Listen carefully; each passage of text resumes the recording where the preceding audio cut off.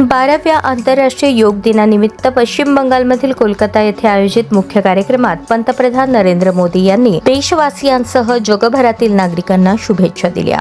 यावेळी बोलताना पंतप्रधान म्हणाले, योग सर्वांना जोडतो, सर्वांना एकत्र आणतो। आंतरराष्ट्रीय योग दिनाच्या निमित्ताने मी संपूर्ण मानवजातीला शुभेच्छा देतो।